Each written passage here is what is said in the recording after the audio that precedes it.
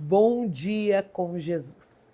E a frase do dia é: a ansiedade faz barulho na mente, mas a paz de Deus, ela acalma o coração.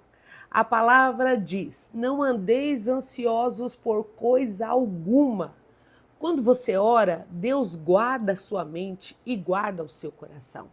A paz não vem quando tudo se resolve, ela vem quando você confia. Escreva aqui nos comentários: eu recebo essa paz, eu confio.